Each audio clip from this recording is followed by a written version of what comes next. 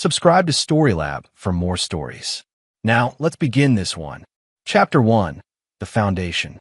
The mahogany desk in Gordon Meyer's corner office gleamed under the afternoon sun, streaming through floor-to-ceiling windows. At 52, Gordon commanded respect in Dallas's corporate circles. His construction empire, Meyer Industries, had built half the city's skyline. But 15 years ago, he'd been a different man entirely. Back then, he was Gordon the Dreamer, fresh out of college with an engineering degree and stars in his eyes. He'd met Rosemary Eastman at a charity gala where she dazzled everyone in a red dress that cost more than his monthly rent. She was old money. Her father, Harrison Eastman, owned a chain of luxury hotels across Texas. Gordon was smitten by her beauty, her grace, and what he mistook for genuine affection. "You're going places, Gordon," Rosemary had whispered that first night, her manicured fingers tracing his jawline. "I can feel it." What Gordon couldn't feel then was the calculation behind her smile. Rosemary didn't fall for struggling engineers. She invested in them. Her father had taught her well. Marry potential, divorce profit. Their daughter Katie came 2 years into the marriage, a bright-eyed little girl who became Gordon's world. He'd built his first company, Meyer Construction, with a small loan from Harrison and 16-hour workdays. Rosemary played the perfect wife publicly while privately documenting every perceived slight, every missed dinner, every weekend Gordon spent at construction sites instead of country club brunches. The divorce hit like a sledgehammer on a Tuesday morning in March.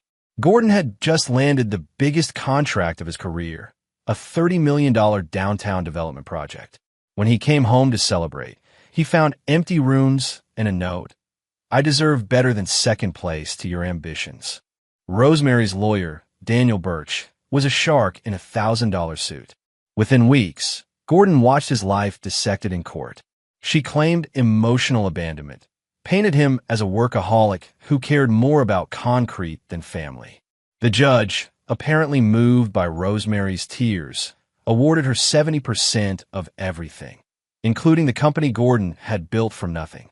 But the cruelest cut was Katie. 7 years old and confused, she'd been poisoned against him with surgical precision. "Daddy chose work over us," Rosemary would whisper during custody exchanges.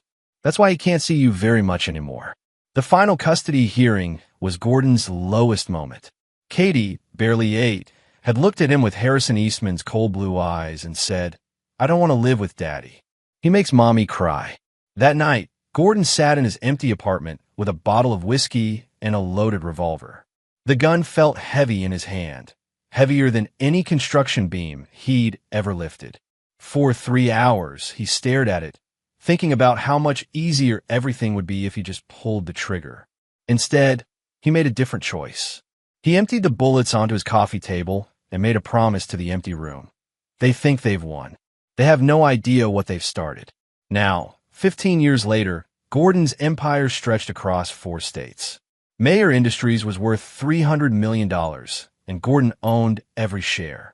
He'd rebuilt himself from the ground up, becoming not just successful, but strategically brilliant. Every move he'd made since that night had been calculated, patient, and aimed at one ultimate goal. His assistant's voice crackled through the intercom. "Mr. Meyer, you have a call on line 2. The caller says it's personal." Gordon's jaw tightened. Very few people had his direct number, and fewer still would dare call it unannounced. He picked up the receiver, his voice cold and professional. "Gordon Meyer, Daddy."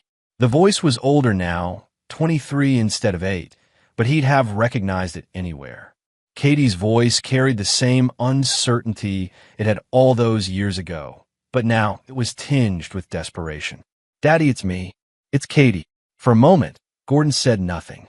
15 years of silence, 15 years of returned birthday cards and unanswered Christmas calls, and now she reached out. The irony wasn't lost on him. "I'm surprised you remember my number," he said finally, his tone neutral. "What can I do for you, Katie?" She faltered, and Gordon could hear her crying. "I need help. Mom is sick, really sick. The doctors say she needs an experimental treatment, but insurance won't cover it. It costs $200,000, and we don't have that kind of money. The Eastman hotels are all mortgaged, and Grandpa's medical bills ate up most of his estate before he died. Gordon leaned back in his chair, a cold smile playing at his lips. That's unfortunate. Have you tried asking your mother's friends? I'm sure the country club set could spare some change. Daddy, please. Katie's voice broke. I know we haven't talked, and I know I hurt you, but she's my mother. She's dying. And she's also the woman who stole my life and turned my daughter against me, Gordon replied calmly. Tell me, Katie, why should I care what happens to Rosemary Eastman? The silence stretched between them, filled with 15 years of lost birthdays, missed graduations, and a father's broken heart. Finally, Katie whispered, because I'm asking you to. Because despite everything, I'm still your daughter. Gordon closed his eyes, remembering the little girl who used to fall asleep in his lap while he read her bedtime stories. That little girl was gone, replaced by a woman who'd inherited her mother's entitlement and her grandfather's arrogance. I'll think about it, he lied smoothly. Give me a few days. After hanging up, Gordon walked to his window and looked out at the city he'd helped build. Phase 1 of his 15-year plan was complete. He'd become powerful enough to matter. Phase 2 was about to begin, and it would teach the Eastman family a lesson they'd never forget. His phone buzzed with a text from his head of security, Willie Hooper. Package delivered as requested. The Eastman house is now under full surveillance. Gordon smiled. Katie's call hadn't been unexpected. He'd been orchestrating this moment for months. The medical bills, the financial pressure, the desperation, all carefully orchestrated. Now it was time to see how far they'd go to get what they thought they needed. Chapter 2, The Web Titans. 3 days after Katie's call, Gordon sat in his private study, reviewing financial reports that most people would find fascinating. The Eastman family's descent into financial ruin had been 15 years in the making, but the acceleration in the past 2 years was entirely his handiwork. It had started with Nathan Roberts, his director of strategic acquisitions. Nathan was Gordon's age, a sharp-minded former Marine who'd lost his own family to divorce and understood the value of patient revenge. When Gordon had quietly tasked him with tracking the Eastman finances, Nathan had approached it like a military campaign. The hotels are the key, Nathan had reported 6 months ago. Harrison Eastman kept them afloat with loans against loans. After his death, Rosemary inherited not just the properties, but a web of debt that would make a bankruptcy lawyer weep. Phase 1 had been buying those debts through shell companies. When banks sell bad loans to collection agencies, they rarely check the ultimate ownership. Gordon now owned $47 million of Eastman debt, purchased for pennies on the dollar. Phase 2 was more delicate. Create financial pressure without leaving fingerprints. Health code violations of strategic properties, zoning challenges that tied up renovations, labor disputes that seemed to emerge from nowhere. Each setback was minor individually, but together they created a cascade of cash flow problems. The cancer diagnosis was the only variable Gordon hadn't planned for, but it had accelerated everything beautifully. Harrison Eastman's old money pride had prevented him from buying adequate health insurance, and Rosemary had inherited that same arrogance. When the medical bills started mounting, she'd had to mortgage the few unencumbered properties left in the portfolio. Gordon's intercom buzzed. Mr. Mayor, Willie Hooper is here with the surveillance report. Willie entered carrying a thick folder and a tablet. At 45, he was built like the ex-cop he was, all muscle and measured movements. Gordon had hired him 5 years ago when Willie's own divorce had left him broke and bitter. Loyalty bred from shared pain was the strongest kind. Boss, you're going to love this, Willie said, settling into the leather chair across from Gordon's desk. The Eastman house is like watching a soap opera.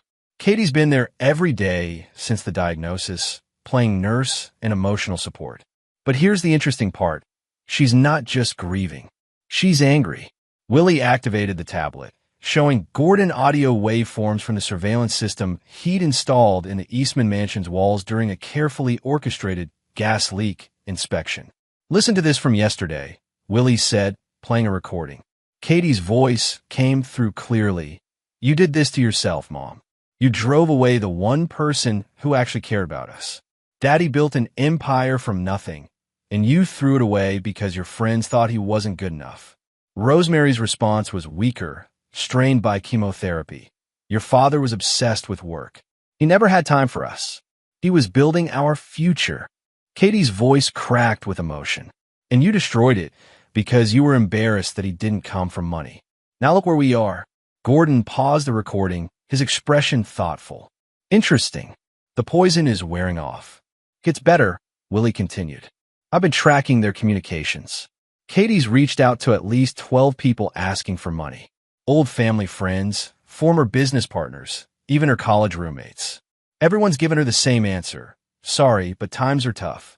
Willie pulled up financial records on his tablet. The truth is, most of the Eastman family friends are leveraged to the gills themselves. That old money Texas crowd lives on credit and reputation. When the 2008 crash hit, a lot of them never really recovered. They've been playing a shell game ever since. What about Daniel Birch? Gordon asked, referring to the lawyer who destroyed him in divorce court. Ah, now that's where it gets fun, Willie grinned. Birch's firm has been hemorrhaging clients. Turns out his aggressive tactics work great in divorce court, but terrible for long-term business relationships. He's desperate for high-paying clients, and the Eastmans haven't paid his retainer in 6 months. Gordon stood and walked to his window, processing the information. The web was tightening perfectly, but he needed to be careful about the next phase. Revenge was like construction. Rush the foundation, and everything collapses. His phone rang. Gordon glanced at the caller ID and smiled. Katie again. Right on schedule. He answered with professional coolness. Katie, Daddy, please, she said immediately, her voice hoarse from crying. I've asked everyone I know. Nobody can help us. The treatment window is closing. If we don't start in the next 2 weeks, it'll be too late. Have you considered selling the hotels? Gordon asked, knowing full well what the answer would be. They're mortgaged beyond their value, Katie admitted. After Grandpa's medical bills and the business loans, we owe more than they're worth. The bank won't let us sell without paying the difference, which we don't have. Gordon let the silence stretch, making her wait. Finally, he said, I might be willing to help, but I need some assurances. Anything, Katie said quickly. What do you need? First, I want a full accounting of your family's financial situation. Everything, assets, debts, properties, investments. I'm not throwing money into a black hole. Of course we can. Second, Gordon continued, his voice hardening, I want a personal apology from your mother for what she did to me 15 years ago. Not a mumbled sorry, a real acknowledgement of how she destroyed my life and turned my daughter against me. The silence was longer this time. When Katie spoke, her voice was small. She probably won't want to do that. Then she doesn't want to live very badly, Gordon replied coldly. Those are my terms, Katie. Take them or leave them. After Katie hung up, promising to discuss it with her mother, Gordon turned to Willie. How long before they realize I own their debt? Depends on how smart their accountant is, Willie replied. The shell companies are clean, but if someone really digs into the paper trail and knows what to look for, Daniel Birch is smart enough, Gordon mused. But he's also desperate enough to overlook things if it means getting paid. Keep monitoring them. I want to know the minute they have that conversation about whether to swallow their pride. Willie gathered his materials. Boss, can I ask you something? What's the end game here? You could just refuse to help them and watch them burn. Why the elaborate dance? Gordon turned back to the window, watching the sun set over the city he'd conquered. Because quick revenge is just cruelty, Willie. Real revenge is making them understand exactly what they lost. Before this is over, they're going to realize that every problem they have, every door that's closed to them, every opportunity that slipped away, it all traces back to the choice they made 15 years ago to betray the one person who truly loved them. And if Katie realizes you're behind all this, Gordon's smile was sharp as winter steel. Then she'll finally understand how it feels to have someone you trust destroy your entire world. Chapter 3. The Choice. The next morning brought an unexpected visitor to Gordon's office. His secretary, Peggy Metcalf, buzzed in with barely concealed excitement. Mr. Mayor, Daniel Birch is here to see you. He says it's urgent, and he's willing to wait as long as necessary. Gordon's eyebrows rose. The shark had come to him. This was either desperation or strategy, and with Birch, It was usually both. Give me 5 minutes, then send him in. Gordon used those minutes to compose himself, slipping into the calculated persona he perfected over 15 years. When Birch entered, Gordon was struck by how much the man had aged. The predatory confidence was still there, but it was undercut by worry lines and a suit that had seen better days. "Gordon," Birch said, extending his hand with forced joviality. "You look well. Success suits you." Gordon shook the hand briefly, noting the slight tremor in Birch's grip. "Daniel, to what do I owe the unexpected pleasure?" Birch settled into the chair across from Gordon's desk, his sharp eyes scanning the office's expensive furnishings. "I represent the Eastman family in their current difficulties. I understand Katie reached out to you about Rosemary's medical situation." "She did," Gordon replied neutrally. "I'm considering whether to help." "That's generous of you, given the history." Birch's smile was sharp enough to cut glass. "I wanted to discuss the legal framework for any potential assistance. Protect everyone's interests." Gordon leaned back, studying the man who had once been his nemesis. "What kind of protection are we talking about, Daniel?" "Well, there are tax implications for large gifts between former family members. Loan structures might be more advantageous. And given the family's current financial position, any assistance would need to be carefully structured to avoid complications with existing creditors." There was the fishing expedition. Birch suspected something, but couldn't quite put his finger on what. Gordon decided to give him just enough rope. "Existing creditors?" Gordon asked innocently. "I was under the impression the hotels were the primary assets." Birch's eyes sharpened. "There are various loans and obligations.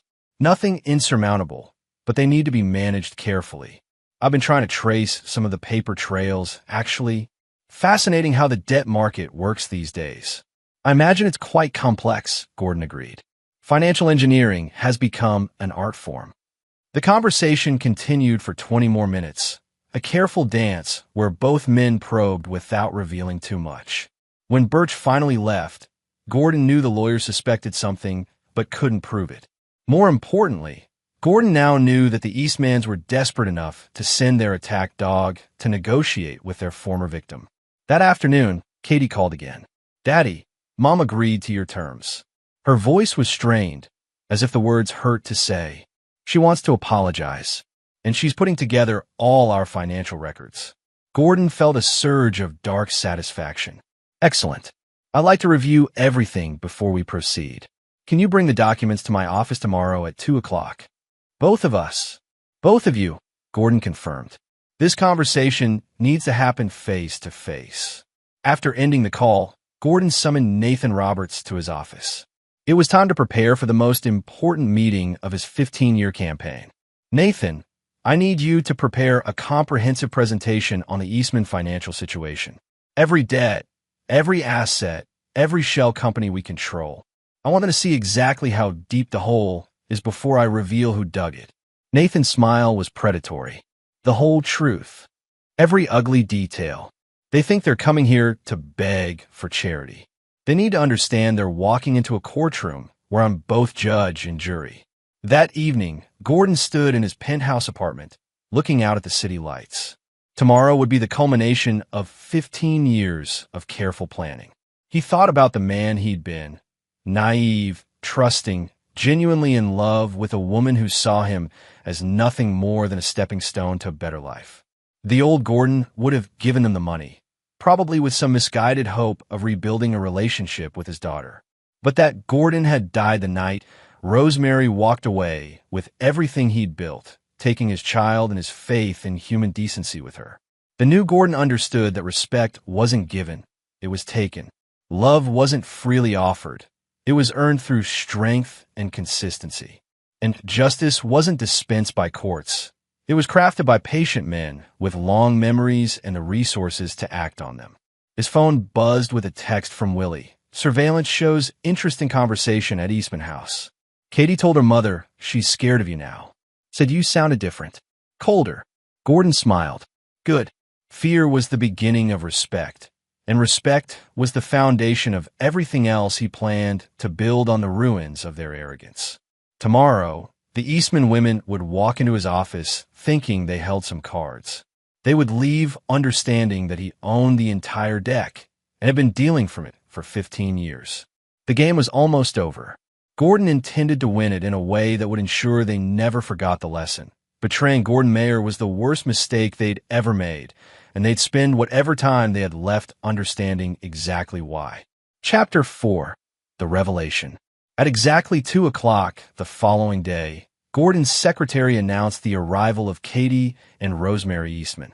Gordon had positioned himself strategically behind his desk, the afternoon sun at his back, ensuring his visitors would be at a disadvantage, an old negotiation trick he'd learned the hard way. Katie entered first, and Gordon was struck by how much she resembled him rather than her mother. She had his dark hair and strong jawline, but her eyes held an uncertainty that reminded him painfully of the little girl who used to wait by the window for him to come home from work. Rosemary followed, and the sight of her hit Gordon like a physical blow. At 48, she was still beautiful, but cancer and chemotherapy had carved hollows in her cheeks and stolen the luster from her golden hair. She wore an expensive wig and carefully applied makeup, but nothing could hide the gray pallor beneath. For a moment, Gordon felt a flicker of the man he used to be, the one who would have moved heaven and earth to save this woman's life. Then he remembered the custody hearing, the empty house, the 15 years of silence, and his resolve hardened like cooling steel. "Please sit," Gordon said, his tone professionally courteous. Neither warmth nor hostility, just business. Katie clutched a thick manila folder against her chest like armor. "Thank you for seeing us, Daddy. I know this is difficult." "Let's skip the preliminaries," Gordon replied. "Rosemary, I believe you have something to say to me." Rosemary lifted her chin, and for a moment Gordon saw the proud, calculating woman who had destroyed his life. Even facing death, her first instinct was defiance. "Gordon," she began, her voice steady despite her physical frailty, "I want to apologize for how things ended between us." Gordon waited, saying nothing. The silence stretched uncomfortably until Katie nudged her mother's arm. Rosemary continued, clearly struggling with words that tasted like poison. "I made choices that hurt you, that hurt our family. I let my pride and my expectations cloud my judgment about what kind of man you were." "Go on," Gordon said quietly. Rosemary's composure cracked slightly. "I turned Katie against you, and that was wrong. You were a good father, and I made her think otherwise because I was angry and bitter about our marriage failing." "Our marriage didn't fail," Gordon corrected, his voice sharpening. "You destroyed it. There's a difference." Rosemary flinched as if he'd struck her. "Yes, you're right. I destroyed it. I destroyed everything good we had because I was selfish and short-sighted." Gordon studied her for a long moment, seeing the woman who had once been his world reduced to begging for his mercy. There was no satisfaction in it, only a cold sense of completion. "Thank you," he said finally. "Now let's discuss business. Katie, I assume you have the financial documents I requested?" Katie opened the folder with trembling hands, spreading papers across Gordon's desk. "Everything's here. Assets, debts, medical bills, insurance records, bank statements going back 2 years. Gordon picked up the papers, pretending to study them for the first time. In reality, he knew every number by heart. "This is worse than I expected. You owe more than 4 times what the properties are worth." "We know," Katie whispered. "It got away from us after Grandpa died. The medical bills, the business loans, the maintenance costs on the hotels. Who holds most of this debt?" Gordon asked, though he knew the answer. Rosemary spoke up, her business instincts still sharp despite her illness. "Various financial institutions. Some collection agencies bought the older debts. Daniel Birch has been trying to track down the ownership, but a lot of it's been sold and resold through shell companies." Gordon nodded thoughtfully, then reached for his intercom. "Peggy, ask Nathan Roberts to join us, please, and bring the Eastman files." Within minutes, Nathan entered carrying a leather portfolio that looked like it belonged in a courtroom. He nodded professionally to the women before taking his seat beside Gordon. "Nathan, would you please explain to our guests exactly what their financial situation looks like from our perspective?" Nathan opened his portfolio, revealing charts, graphs, and legal documents with surgical precision. Miss Eastman, I've been tracking your family's finances for some time now. The situation is quite fascinating from an analytical standpoint. He spread out a flowchart that looked like a spider web. Your debt has been systematically purchased by various shell companies over the past 18 months. $47 million in total obligations, bought for approximately $8 million through strategic acquisitions. Katie leaned forward, confusion clear on her face. I don't understand. What does that mean? Nathan glanced at Gordon, who nodded slightly. It means, Miss Eastman, that your family's financial destruction wasn't random. It was orchestrated. The room fell silent except for the hum of the air conditioning. Rosemary's face had gone from gray to white, and Katie looked like she was trying to solve a puzzle with missing pieces. I still don't, Katie began. He means, Gordon said softly, that I own you. Every debt, every obligation, every financial noose around your family's neck. I bought them all. The words hit the room like a thunderclap. Katie's mouth fell open, and Rosemary gripped the arms of her chair so tightly her knuckles went white. That's, Katie stammered. That's impossible. You can't just buy debt? Of course I can. It's a perfectly legal business practice. Gordon's voice remained calm, almost conversational. When banks have non-performing loans, they sell them to collection agencies for pennies on the dollar. Those agencies then try to collect whatever they can. What makes it interesting is that there's no law requiring the agencies to identify their ultimate ownership structure. Nathan pulled out another document. For example, Pinnacle Financial Services bought $2.3 million of your hotel mortgages for $340,000. Pinnacle Financial Services is owned by Texas Asset Management, which is owned by Southwest Holdings, which is a subsidiary of Mayer Industries. Rosemary found her voice, and it was barely a whisper. How long? How long have I been planning this? Gordon smiled, and it was neither warm nor kind. 15 years, Rosemary. From the day you walked out of my life with my daughter and my company, I've been building toward this moment. Katie was shaking her head in denial. No, this is crazy. You can't have been planning revenge for 15 years. That's insane. Gordon's expression hardened. Insane? Do you know what's insane, Katie? Watching your 8-year-old daughter tell a judge she doesn't want to live with you because her mother has poisoned her mind. Having your life's work stolen by a woman who never contributed a single day of honest labor. Spending Christmas alone for 15 years because your own child believes lies about who you are. He stood up, moving to the window with his back to them. What's insane is trusting people who see love as weakness and loyalty as stupidity. I learned that lesson, Katie. I learned it well. But this is evil, Katie protested, tears streaming down her face. Mom is dying, and you're playing games with her life.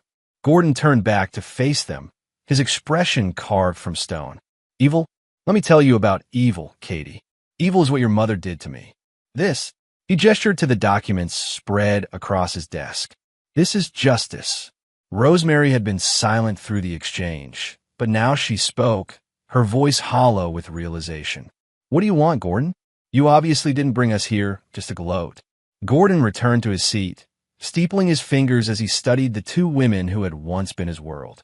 I want you to understand that every problem you've faced, every door that's been closed to you, every friend who couldn't help you, it all leads back to me. I want you to know that the power to save or destroy you has been in my hands for years. And then, Katie asked, her voice breaking. Gordon's smile was sharp as a blade. Then we discussed terms. Chapter 5, The Offer. The silence in Gordon's office stretched like a taut wire ready to snap. Rosemary had pressed her hand to her chest, and Katie was staring at her father as if seeing him for the first time, which in many ways she was. Terms. Katie finally managed. What kind of terms? Gordon opened a drawer in his desk and withdrew a thick legal document bound in blue covers. I'm prepared to pay for your mother's treatment, Katie. All of it. The experimental therapy, the follow-up care, the medications, everything. Katie's eyes lit up with desperate hope. You'll help her.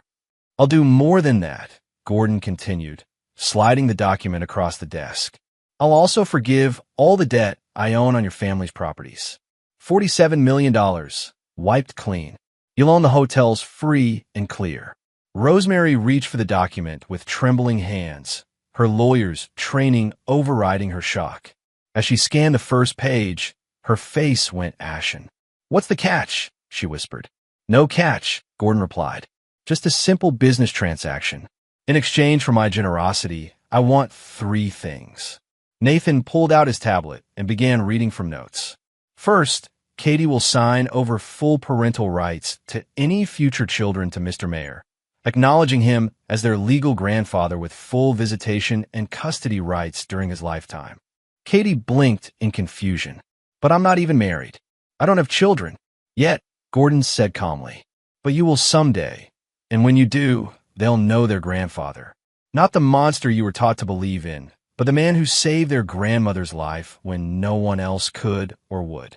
"Second," Nathan continued, "Mrs. Eastman will sign a full confession detailing exactly how she manipulated the divorce proceedings 15 years ago, including her deliberate campaign to alienate Katie from her father. This confession will be sealed unless Katie ever again cuts contact with Mr. Mayer." Rosemary's hand shook as she turned pages. This is a complete admission of guilt. If this ever became public, it would destroy what's left of your reputation," Gordon finished. "Yes, I know, but truth has a way of being uncomfortable, doesn't it?" "And the third condition?" Katie asked, though her voice suggested she wasn't sure she wanted to know. Gordon's expression softened slightly, and for a moment Katie saw a glimpse of the father she'd lost so many years ago. "Dinner. Every Sunday, for as long as your mother is alive.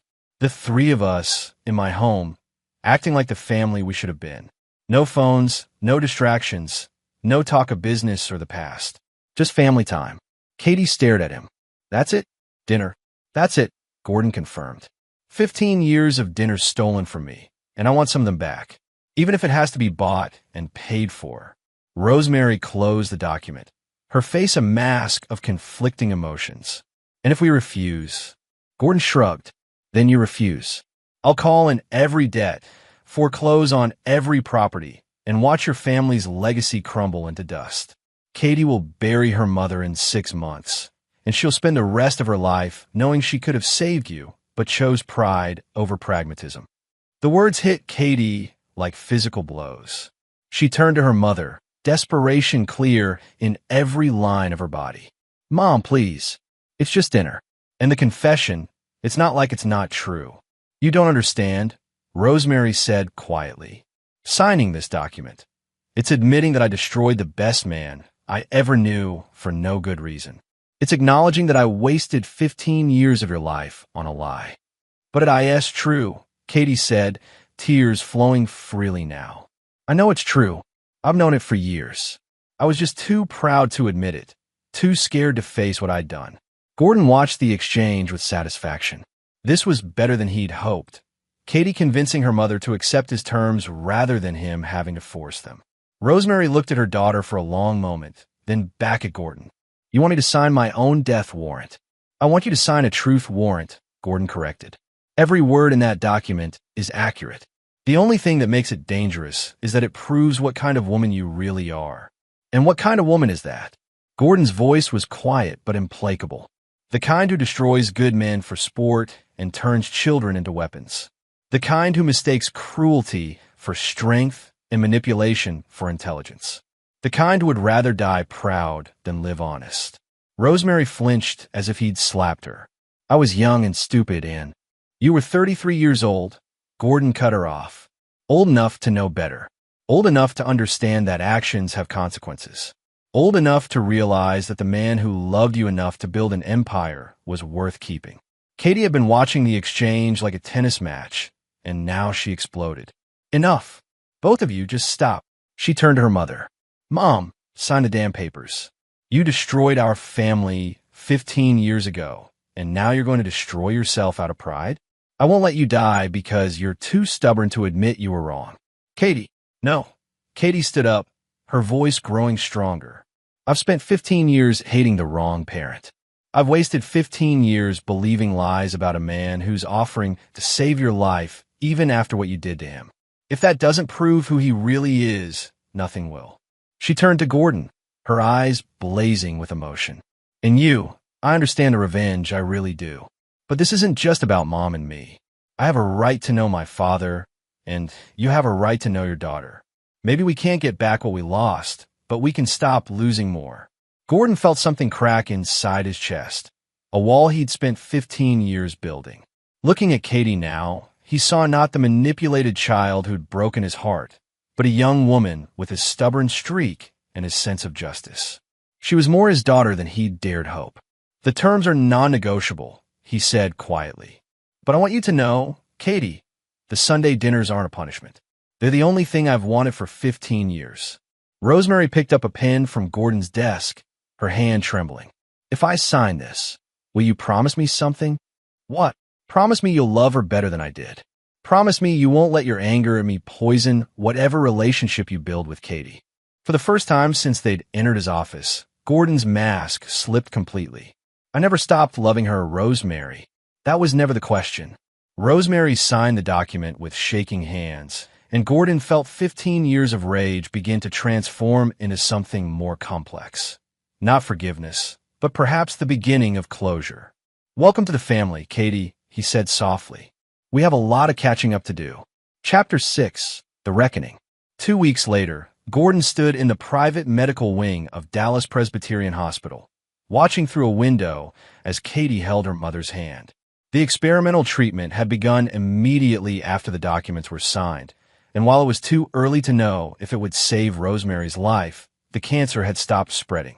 Nathan Roberts approached from behind, carrying a tablet and wearing the satisfied expression of a man who'd just completed a masterpiece. "It's done," Nathan said quietly. Daniel Birch just filed the paperwork withdrawing from all Eastman family representation. Apparently, he's developed a conflict of interest that prevents him from continuing. Gordon smiled grimly. The pressure campaign against Birch had been subtle but effective. When your clients can't pay you and your other cases start mysteriously getting delayed or challenged on technical grounds, even sharks eventually realize they're swimming in dangerous waters. Any blowback? He's smart enough to keep his mouth shut. Besides, what would he say? That his former opponent systematically acquired all his current clients' debt through legal means? He'd look incompetent at best, complicit at worst. Through the window, Gordon watched Katie smooth her mother's hair with gentle fingers. Over the past 2 weeks, he'd been amazed by his daughter's strength. She'd thrown herself into caring for Rosemary while simultaneously trying to rebuild a relationship with the father she'd lost so many years ago. Their first Sunday dinner had been awkward, painful, and wonderful. Katie had apologized so many times that Gordon finally had to ask her stop. Rosemary, weakened by treatment but freed from the burden of her lies, had told stories about Gordon that Katie had never heard, about how he'd worked 18-hour days to build something worthy of his family, about his patience with a colicky baby, about the way he'd light up whenever he saw Katie's drawings on the refrigerator. "She used to wait for you," Rosemary had admitted during that first dinner, her voice barely a whisper. "Every night at 6:30, she'd stand at the front window and watch for your car. Even after I started poisoning her against you, she'd still wait sometimes. I had to start scheduling activities during those times to keep her away from the window."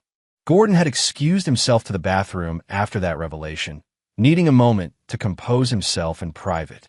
Now, watching his daughter's gentle care for the woman who destroyed their family, Gordon felt something he hadn't experienced in 15 years: peace. Not forgiveness. That would take time, if it ever came at all, but the settled satisfaction of justice served with precision. "Boss," Willie Hooper's voice came from behind him. "We've got a problem."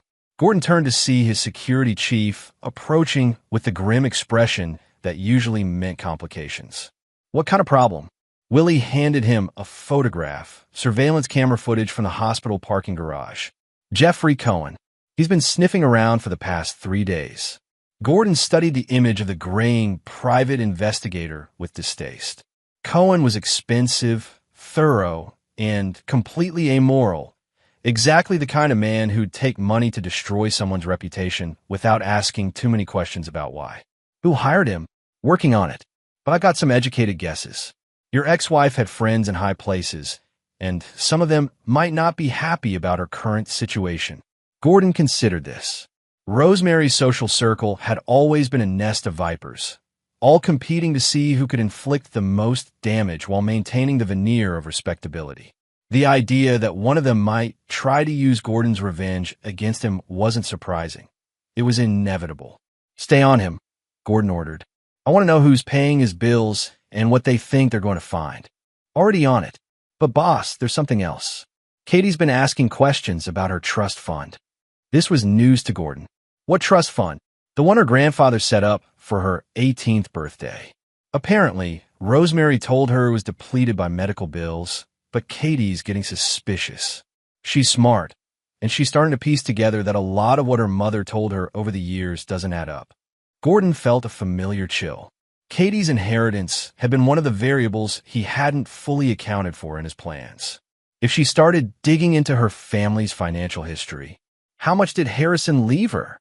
$15 million, fully vested on her 21st birthday. It's been sitting in a managed account ever since, growing quietly. Rosemary had power of attorney, but never touched it, probably because she knew Katie would find out eventually. Gordon closed his eyes, calculating rapidly. Katie was 23 now, which meant she'd had access to that money for 2 years without knowing it. Money that could have paid for her mother's treatment without any help from Gordon. Money that would have made his entire revenge plan irrelevant. Does she know how much it is? Not yet, but she's meeting with the bank manager tomorrow morning. Rosemary tried to talk her out of it, but Katie's not backing down. Gordon watched his daughter through the hospital window, seeing her with new eyes. She wasn't just strong and intelligent. She was developing the same ruthless determination that had driven him to success. If she discovered that she'd had the means to save her mother all along, she'd realize that everything Gordon had put them through was unnecessary. Worse, she might understand that he'd known about the trust fund and had manipulated them anyway. Willie, I need you to arrange a meeting with Katie's bank manager. Tonight. Boss, that's tonight, Gordon repeated, his voice carrying the steel that had built an empire. Whatever it costs, whoever we have to wake up, I want that meeting. Some conversations are too important to leave to chance.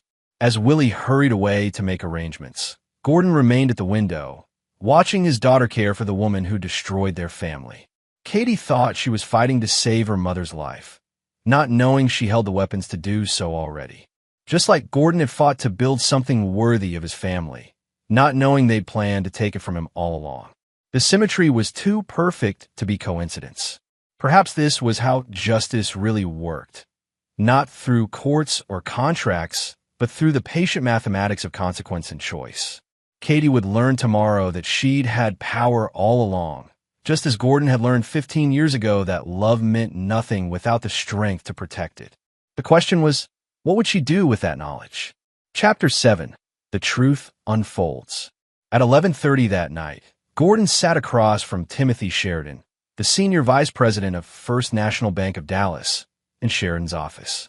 The banker was 62 years old, impeccably dressed despite the late hour, and clearly uncomfortable with the circumstances that had brought them together. Mr. Mayor, I want to be clear that what you're asking puts me in a very difficult position, Sheridan said, his fingers drumming nervously on his mahogany desk. Customer privacy laws are quite strict, and the Eastman family account is not something I can simply. Gordon slid a check across the desk. Timothy, may I call you Timothy? I'm not asking you to violate any laws. I'm asking you to arrange a meeting with me present when Katie Eastman reviews her trust fund tomorrow. You're welcome to cite bank policy requiring a fiduciary representative due to the account's complexity. Sheridan looked at the check, a donation to his daughter's charity for $500,000, and his expression shifted subtly. A fiduciary representative. That's actually not unreasonable for an account of this size, particularly given the family's recent financial difficulties. I thought you might see it that way, Gordon said smoothly. Katie deserves to understand her full financial picture, don't you think? Especially given her mother's current health situation. Sheridan pocketed the check with practiced discretion. Of course, I'll contact Miss Eastman first thing in the morning to reschedule her appointment. Say 2 o'clock. With appropriate fiduciary representation present to ensure all relevant parties understand the account status. Gordon stood, extending his hand. Thank you, Timothy. You're helping a young woman discover the full truth about her situation. That's always a worthy cause. The next day, Gordon arrived at the bank 15 minutes early, using the time to review the trust fund documents Nathan had obtained through carefully applied legal pressure. What he found was both impressive and damning. Harrison Eastman had indeed left his granddaughter $15 million, but he'd also left detailed instructions about how and when it should be revealed to her. Katie was supposed to have been told about the inheritance on her 21st birthday. The fact that she was only learning about it now, at 23, meant that Rosemary had deliberately concealed it from her for 2 years. The same 2 years when the family's financial situation had grown desperate. When Katie arrived, she looked tired but determined. She'd been spending 18-hour days at the hospital, and the strain was showing in the dark circles under her eyes and the defensive set of her shoulders. "Daddy," she said, surprise cleared her voice as she saw Gordon in Sheridan's office. "What are you doing here?" "Mr. Mayer is here as a fiduciary representative," Sheridan explained smoothly. "Given your family's complex financial situation and your mother's health issues, the bank felt it appropriate to have experienced counsel present." Katie frowned but took her seat. "I just want to understand what happened to my trust fund. My mother said it was depleted, but some of the paperwork doesn't make sense." Sheridan opened a thick folder and spread documents across his desk. "Miss Eastman, I'm afraid there's been a significant misunderstanding. Your trust fund hasn't been depleted. In fact, it's grown considerably since your 21st birthday." Katie stared at him. "That's impossible. Mom said, your grandfather left you $15 million. Sheridan continued gently. "With conservative investments and compound growth, the account is currently worth approximately $18.7 million. The words hit Katie like a physical blow. She gripped the arms of her chair, her face cycling through confusion, disbelief, and finally a dawning horror. 18 million, she whispered. But Mom said we were broke. She said we couldn't afford the medical treatment." Gordon watched his daughter process the implications, seeing the exact moment when understanding crystallized in her eyes. She turned to him, her face pale with realization. "You knew," she said quietly. "You knew I had this money." Gordon met her gaze steadily. "Yes. How long have you known?" "Since the day you called me asking for help." Katie stood up so quickly her chair rolled backward. "So everything, the manipulation, the debt buying, forcing Mom to confess, all of it was unnecessary. I could have paid for her treatment myself." "Yes," Gordon said again, his voice calm despite the storm building in his daughter's eyes. "Why?" The word came out as a broken sob. "Why would you put us through all of that when you knew it wasn't necessary?" Gordon stood, moving to the window overlooking downtown Dallas. "Because necessity was never the point, Katie. Justice was the point." "Justice?" Katie's voice cracked with emotion. "What kind of justice involves torturing a dying woman and her daughter?" Gordon turned back to face her, and Katie saw something in his eyes she'd never seen before. Not anger or coldness, but a deep, abiding pain that had been carried for 15 years. "Do you know what your mother said to me the night she left?" Gordon asked quietly. "She said I was a pathetic little man who would never amount to anything, and that she was embarrassed to have wasted 3 years of her life on someone so beneath her station. She said Katie would be better off thinking I was dead than knowing she came from such common stock." Katie sank back in her chair, the fight going out of her. "She took everything I had built and convinced my own daughter that I was a monster," Gordon continued. "She stole 15 years of your life from me, and 15 years of your father from you, all because she decided I wasn't good enough for the Eastman name. But this money," Katie gestured helplessly at the documents, "it changes everything. If you'd known, you would have paid for your mother's treatment and gone back to your life, still believing the lies she told you about me, still thinking that your father was a work-obsessed bastard who abandoned his family for money. Gordon returned to his seat, his expression softening slightly. I didn't want your gratitude bought with desperation, Katie. I wanted you to understand who your parents really are, who chose to love you and who chose to use you. Katie stared at the trust fund documents, tears streaming down her face. She lied to me about everything. Even when she was dying, she was still lying. Yes, Gordon said gently, but now you know the truth. All of it.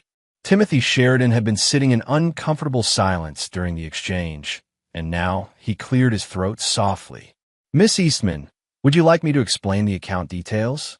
There are some unusual provisions your grandfather included. Katie wiped her eyes with the back of her hand. What kind of provisions? Sheridan pulled out another document. Your grandfather apparently suspected that your mother might not act in your best interests regarding this inheritance. He included specific instructions that you were to be informed of the trust fund on your 21st birthday, regardless of any objections from your mother. And when that didn't happen, the bank was supposed to notify you automatically after 1 year. However, Sheridan looked embarrassed. Your mother filed paperwork claiming you were emotionally unstable due to family issues and requested that notification be delayed until you were psychologically ready to handle such a large inheritance. Katie's face went white. She had me declared mentally incompetent. Not officially, but she submitted letters from a therapist stating that you were struggling with depression and family estrangement, and that knowledge of the inheritance might be detrimental to your recovery. Gordon felt his jaw clench. Even in death's shadow, Rosemary was still manipulating and controlling everyone around her. Katie stood up again, this time with deliberate calm. Mr. Sheridan, I want complete control of my account transferred to me immediately. All restrictions removed, all third-party access revoked. Of course, Miss Eastman. I'll have the paperwork prepared within the hour. Katie turned to Gordon, her expression unreadable. I need to go to the hospital. Mom and I are going to have a very different conversation than she's expecting. As they left the bank together, Gordon felt the complex satisfaction of a plan coming to its intended conclusion. Katie now understood the full scope of her mother's deception. But more importantly, she understood the difference between the parent who had spent 15 years lying to her and the one who had spent 15 years fighting to get back to her. The truth, as it always did, had set them free. Now, they would see what kind of family they could build on that foundation. Chapter 8. The Confrontation. Katie's footsteps echoed through the hospital corridor with the measured cadence of someone walking toward an execution. Gordon followed at a distance, giving his daughter space to process the magnitude of what she'd learned while remaining close enough to provide support if needed. Outside Rosemary's room, Katie paused with her hand on the door handle. Through the window, they could see Rosemary propped up in bed, reading a magazine and looking stronger than she had in weeks. The experimental treatment was working, and color had returned to her cheeks. She's getting better, Katie said quietly. Because of your money. Money I didn't need to take from you, because I had my own. Gordon placed a gentle hand on his daughter's shoulder. What are you going to do? Katie's expression hardened with determination that reminded Gordon of himself at her age. I'm going to give her a chance to tell me the truth. One chance. They entered the room together, and Rosemary's face lit up at the sight of her daughter. Katie, I wasn't expecting you until this evening. How did the bank meeting go? Did they explain what happened to your trust fund? Katie pulled a chair next to her mother's bed, but didn't sit down. They explained everything, Mom, including the part where you knew I had $18 million and chose not to tell me. The magazine slipped from Rosemary's hands. Her eyes darted between Katie and Gordon saw the exact moment when she realized the game was over. Katie, I can explain. Can you? Katie's voice was deadly calm. Can you explain why you let me believe we were destitute? Can you explain why you made me beg my father for money when I had enough to save your life, sitting in an account you knew about? Rosemary struggled to sit up straighter, her lawyer's instincts kicking in even as her world crumbled. I was protecting you. You weren't ready for that kind of responsibility. The money would have changed you. The money would have changed me. Katie's voice rose.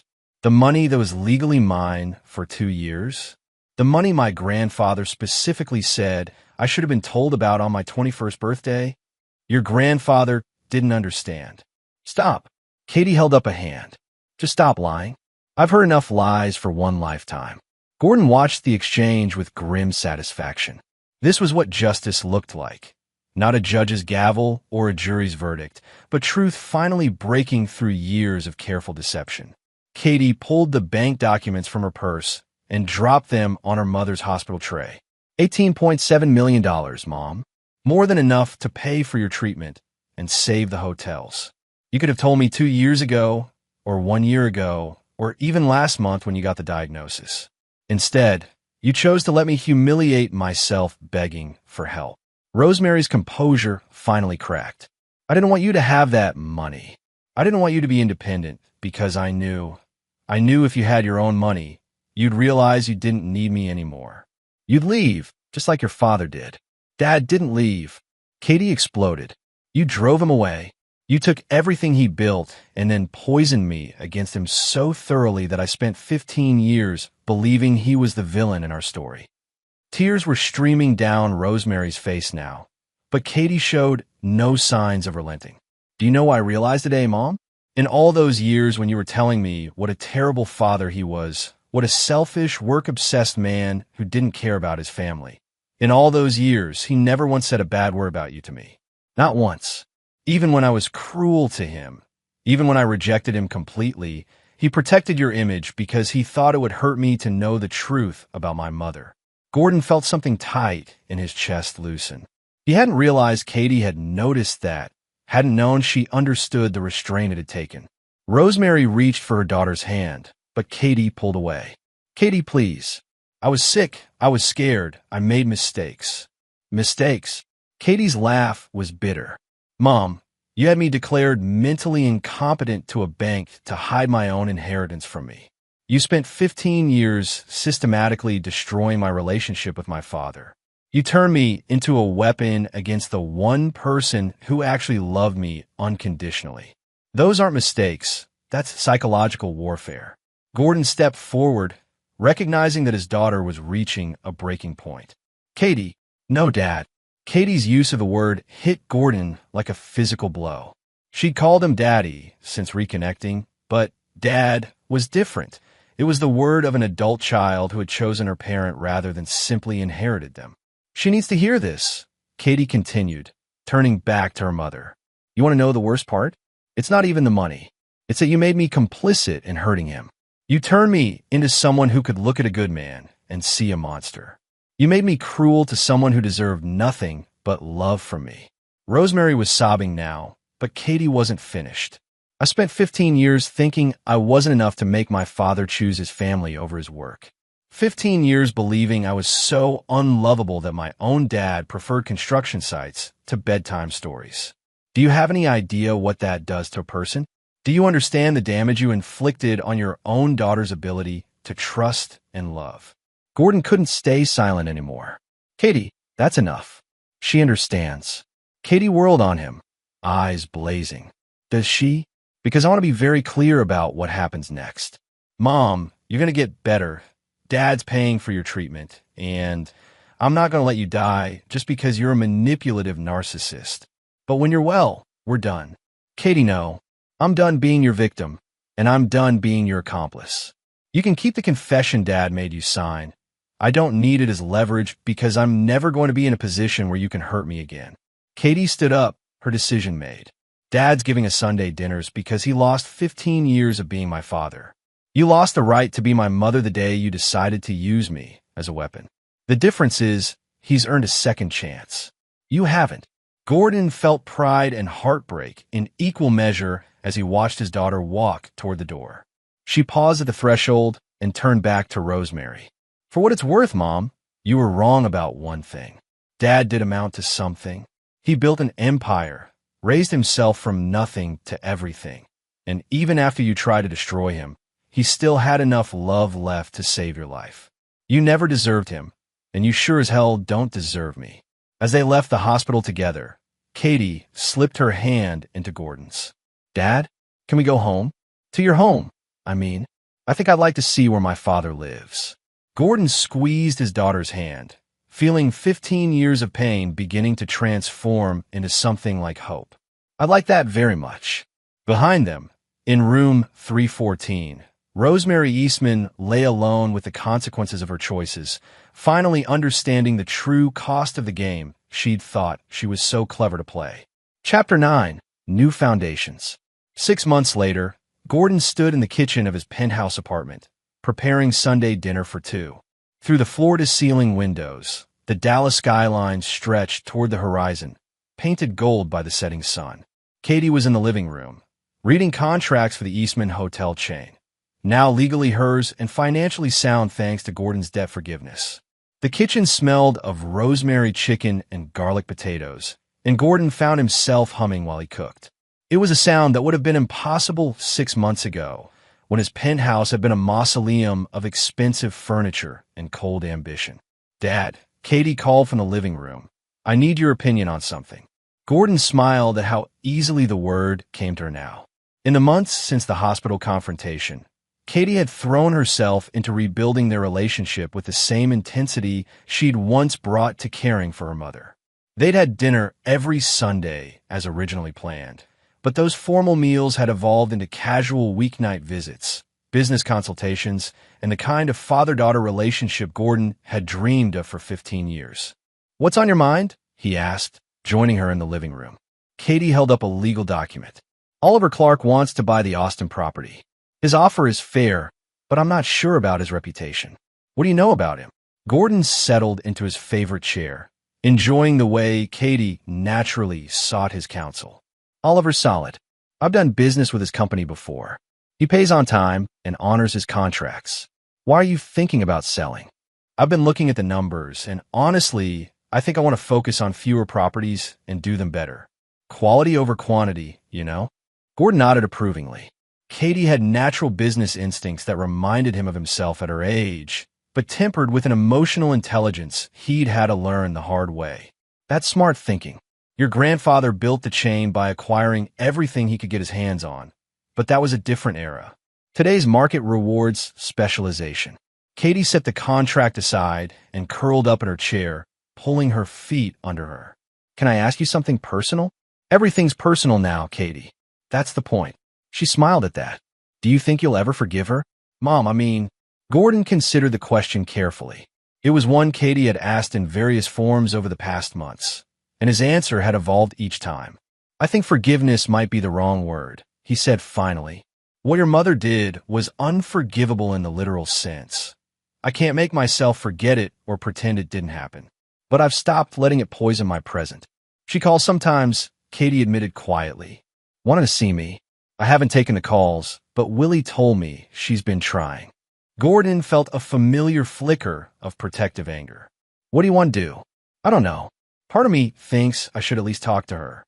She is my mother, and she is getting better because of what you did. But another part of me thinks some bridges can't be rebuilt once they've been burned."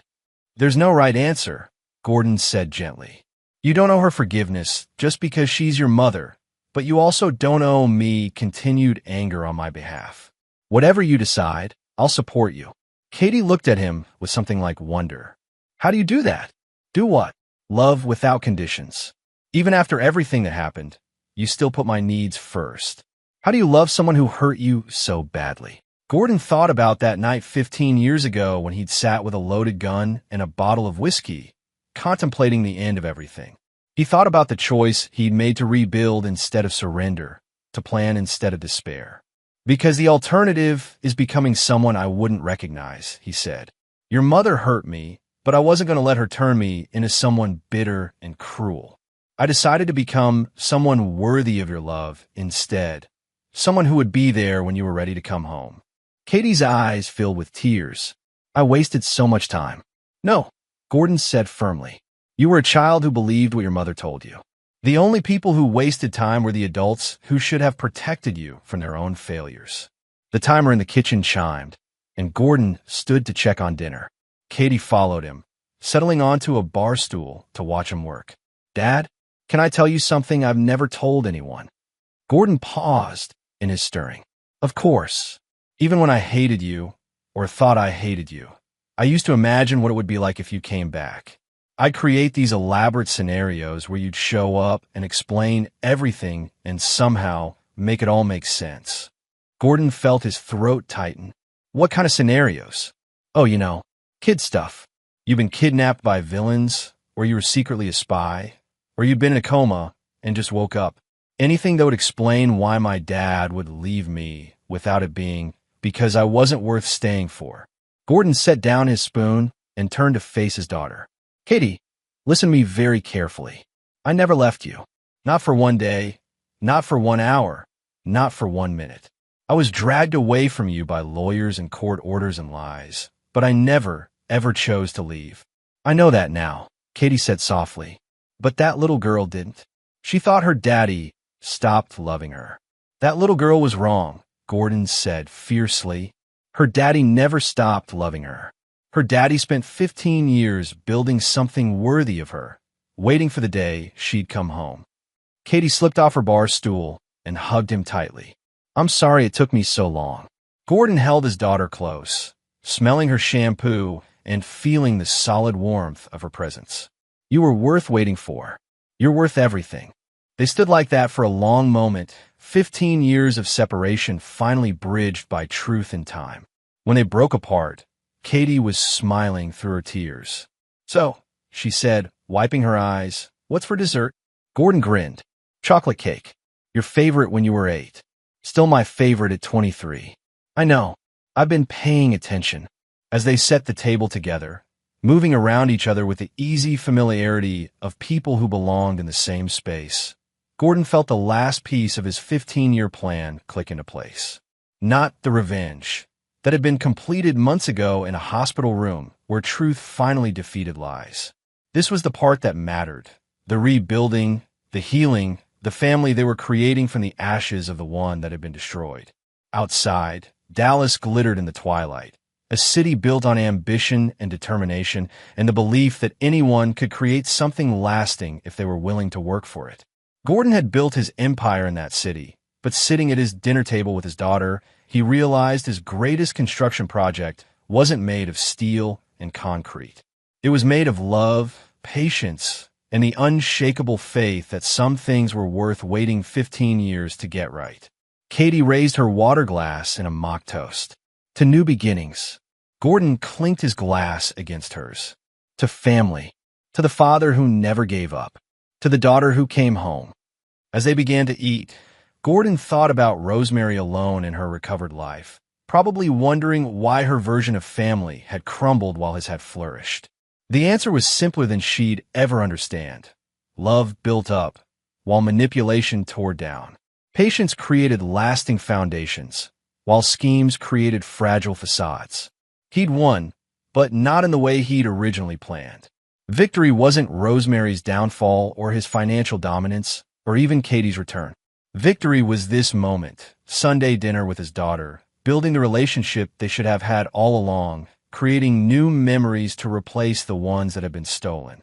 Outside, the city lights began to twinkle like stars, and Gordon Mayer sat at his table with his daughter, finally understanding that the best revenge wasn't destroying your enemies. It was building something so beautiful they could never touch it. The last laugh, as it turned out, was love. This is where our story comes to an end. Share your thoughts in the comments section. Thanks for your precious time. If you enjoyed this story, then please make sure you subscribe to this channel. That would help me a lot. Click on the video you see on the screen, and I will see you there.